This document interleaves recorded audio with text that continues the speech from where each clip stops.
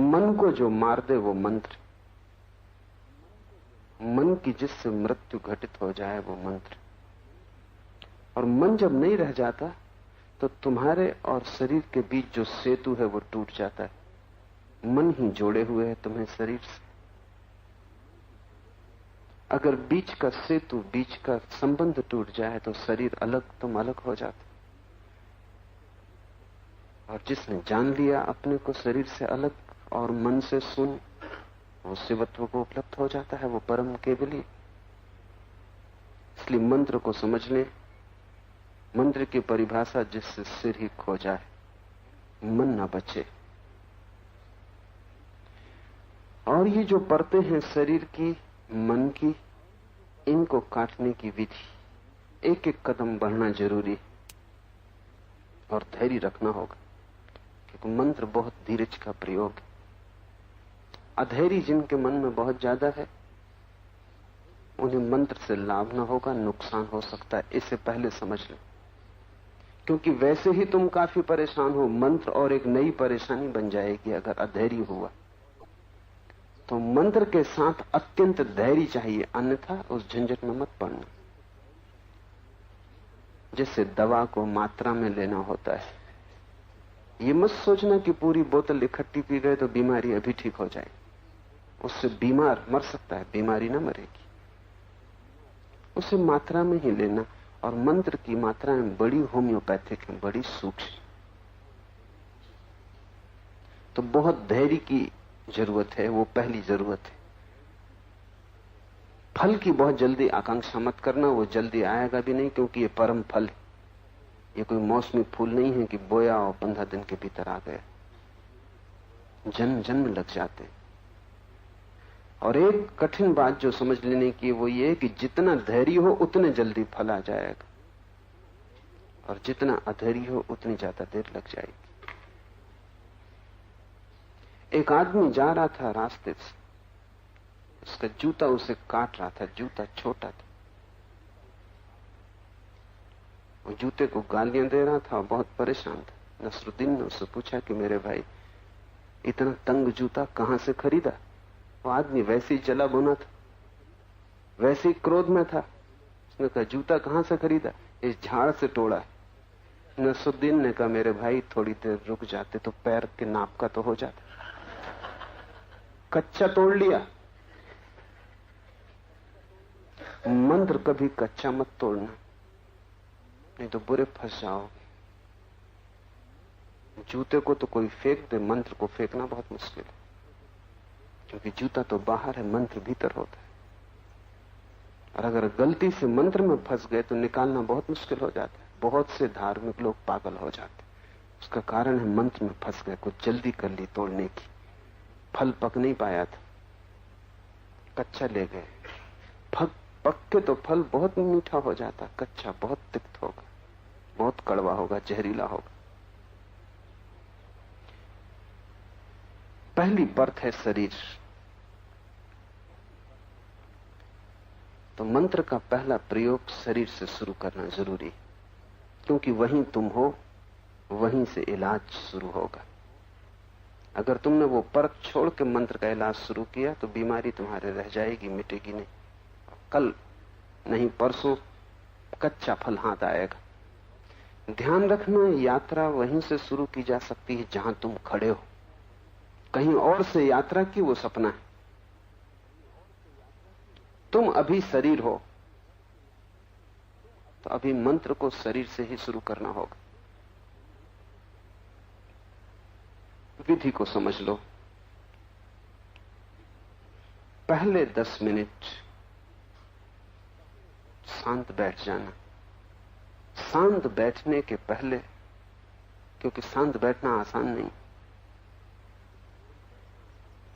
5 minute नाचना, उछलना, कूदना, और दिल खोल के उछलना, कूदना, नाचना, ताकि शरीर के भीतर रग रग, रेसे रेसे में जो रेस्टलेसनेस है, वो जो बेचैनी है, वो निकल जाए। तभी तुम 10 मिनट शांति से बैठ पाओगे। शांति से बैठने के लिए ये जरूरी रेचन। 10-5 मिनट जितना तुम्हें ठीक लगे, जितनी तुम्हारी बेचैनी हो उस हिसाब से तुम नाचना, कूदना, डोलना, शरीर को सब तरफ से हिलाना, ताकि 10 मिनट शरीर हिलने की आकांक्षा ना करे, उसकी हिलने की तृप्ति कर देना।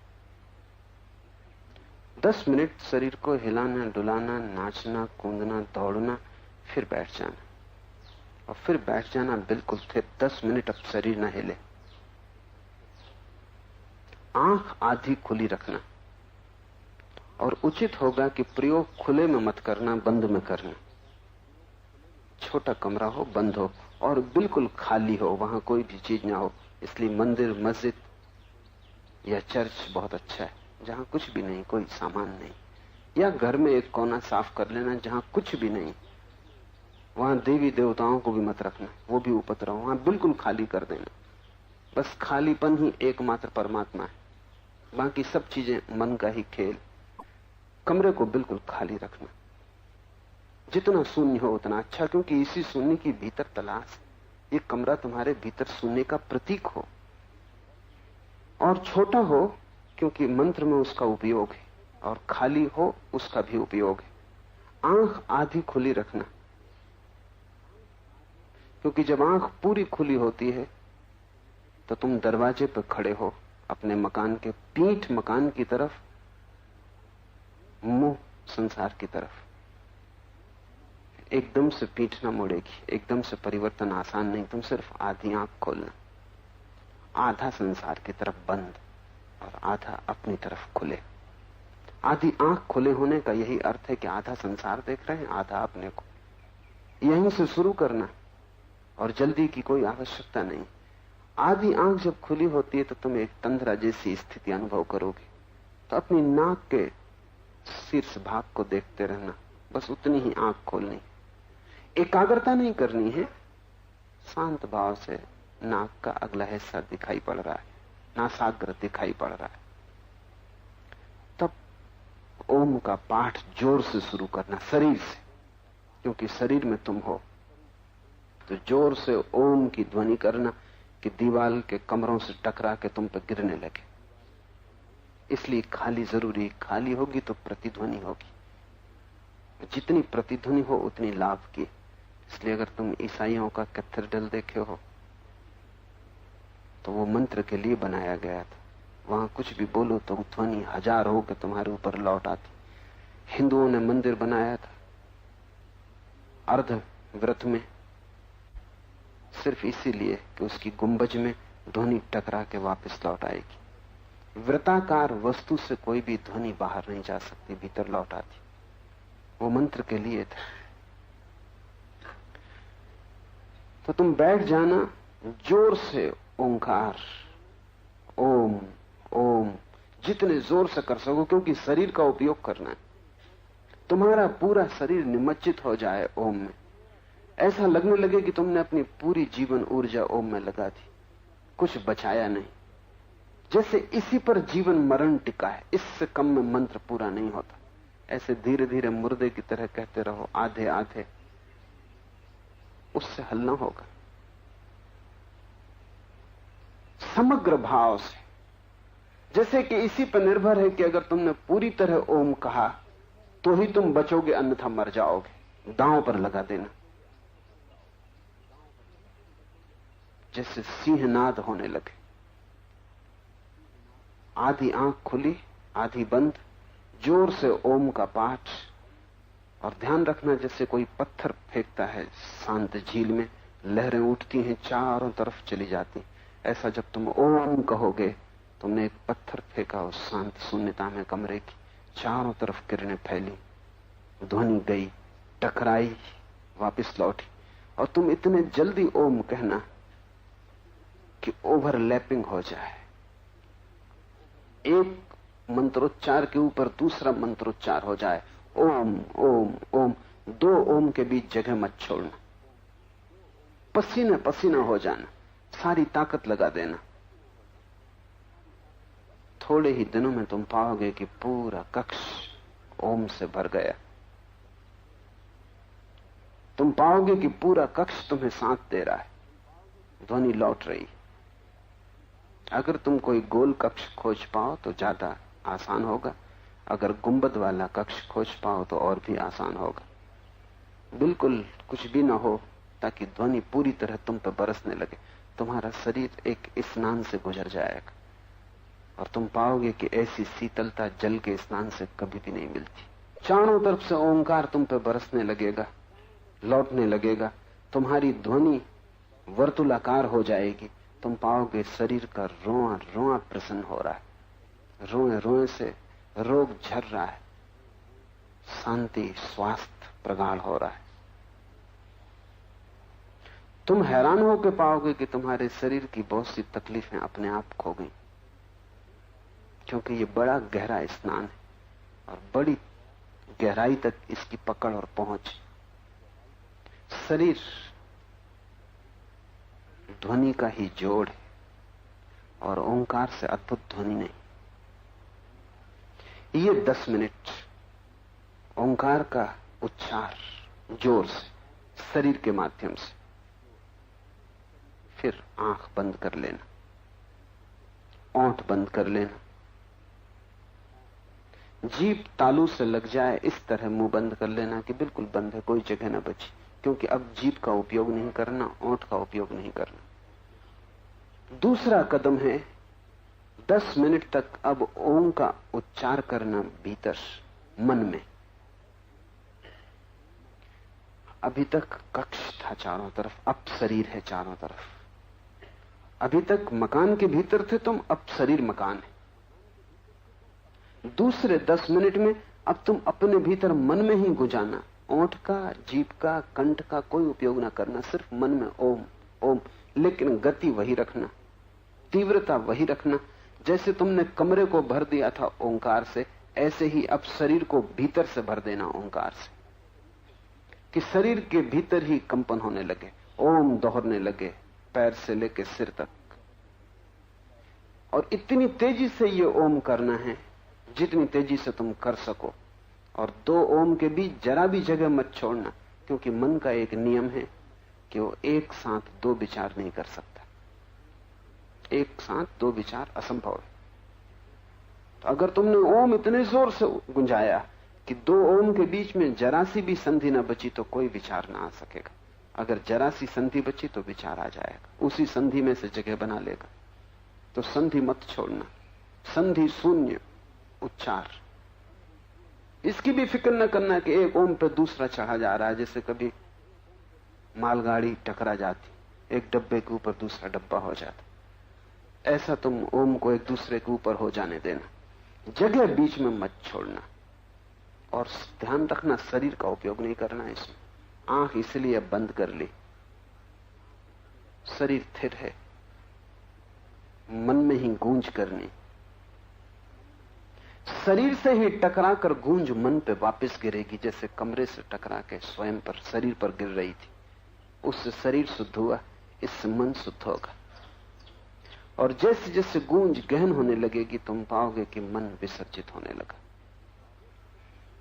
एक गहन शांति जैसी तुमने कभी नहीं जानी, उसका स्वाद मिलना शुरू हो जाएगा।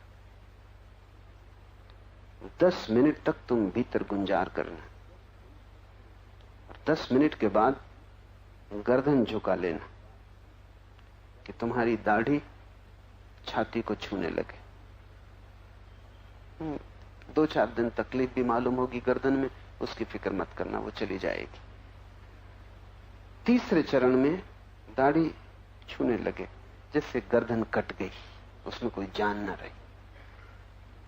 और अब तुम मन में भी गुंजार मत करना ओम का, अब तुम सुनने की कोशिश करना। जैसे ओंकार हो ही रहा है, तुम सिर्फ सुनने वाले हो, करने वाले नहीं, क्योंकि मन के बाहर तभी जा सकोगे जब कर्ता छूट जाएगा। अब तुम साक्षी हो जाना। अब तुम गर्दन झुका के ये कोशिश करना कि भीतर ओंकार चल रहा है, मैं उसे सुनूं। गालिब का बहुत प्रसिद्ध वचन है, दिल के आईने में है तस्वीर यार, जब जरा गर्दन झुकाई देख ली। वो गर्दन झुकाना जरूरी। जैसे ही गर्दन झुकती है, दिल का आईना सामने आ जाता, और उस परम प्रिय की तस्वीर वहां, प्रतिबिंब वहां है, लेकिन गर्दन झुकाना तुम्हें नहीं आता। तुम तो गर्दन अकड़ा के चलते हो। जहां गर्दन झुकाने की बात आई वहीं तुम और तन जाते हो। तुम अगर परमात्मा को खो रहे हो तो सिर्फ एक अकड़ से कि तुम गर्दन झुकाने को राजी नहीं, समर्पण की तुम्हारी तैयारी नहीं। ये तो प्रतीक है गर्दन को लटका देना जैसे कट गई, ताकि तुम झुक सको। और जैसे ही गर्दन झुकती भीतर देखना आसान हो जाता, जैसे ही गर्दन झुकती विचार मुश्किल हो जाते। अब तुम सुनने की कोशिश करना। अभी तक तुम मंत्र का उच्चार कर रहे थे, अब तुम मंत्र के साक्षी बनने की कोशिश करना, और तुम चकित होगे कि तुम पाओगे कि भीतर सूक्ष्म उच्चार चल रहा है। वो ओम जैसा है, ठीक ओम नहीं है क्योंकि भाषा में उसे लाना कठिन, ठीक ओम जैसा है। तुम अगर शांति से सुनोगे तो अब वो तुम्हें सुनाई पड़ेगा। शरीर से तुम हट गए, पहले मंत्र के प्रयोग ने तुम्हें शरीर से काट दिया, दूसरे मंत्र के प्रयोग ने तुम्हें मन से काट दिया, अब तीसरा मंत्र का प्रयोग साक्षी भाव का है। तो 2 चरण तो तुम मंत्र करोगे, तीसरे चरण में तुम मंत्र को सुनोगे, श्रावक बनोगे, साक्षी बनोगे। 2 तक करता रहोगे क्योंकि शरीर और मन कर्तृत्व का हिस्सा है, और तीसरा चरण साक्षी भाव का है। तो तीसरे चरण में तुम सिर्फ सुनना। शरीर कटा, मन कटा, तब तुम बच गए, प्याज के छिलके अलग हुए, अब सिर्फ शुद्ध अस्तित्व बचा, वही शिवत्व है। और एक बार इसका स्वाद आ जाए तो फिर तुम जल्दी जल्दी जाने लगोगे, फिर स्वाद ही खींचने लगेगा, फिर स्वाद एक मैग्नेट बन जाता है। मैं सदा जोर देता हूं कि प्रत्येक ध्यान के पहले रेचन जरूरी। रेचन तुम्हें सहयोगी होगा। 10 मिनट दौड़ लो, कूद लो, उछल लो, सारी ऊर्जा जो जम गई है उसे फेंक दो, फिर बैठ जाओ। जैसे तूफान के बाद शांति आ जाती, ऐसे रेचन के बाद शरीर हल्का हो जाता है, उसकी बेचैनी खो जाती। पर वो भूमिका है, वो कोई चरण नहीं, वो मकान के बाहर की सीढ़ी।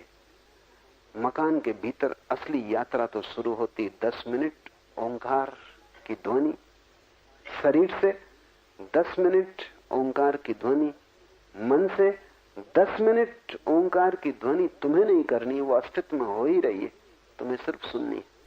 तुम ओम का प्रयोग करना, और इस भांति जैसा मैंने कहा 3 महीने तुम चिंता मत करना कि क्या परिणाम आ रहे। तुम परिणाम की विचार ही मत करना, तुम सिर्फ किए जाना। तुम सोचना ही मत कुछ हो रहा है कि नहीं हो रहा, अभी तक हुआ कि नहीं। तुम 3 महीने तक सोचना ही मत। तुम एक तारीख तय कर लेना कि 3 महीने फला तारीख को लौट के सोचेंगे कुछ हुआ कि नहीं, तब तक नहीं सोचेंगे फल को। 3 महीने धैर्य से किया, बड़े मीठे रस से भर जाएंगे, जिसको कबीर ने गूंगे का गुड़ कहा है। और एक बार वो गुड़ स्वाद में आ जाए फिर कोई कठिनाई नहीं, फिर तुम जहां हो ठीक हो, तुम जो कर रहे हो ठीक हो, फिर संसार स्वप्नवत हो जाता है। जीवन एक अभिनय से ज्यादा नहीं रह जाता, तुम साक्षी हो जाते। तुम्हारा साक्षित्व ही शिवत्व है।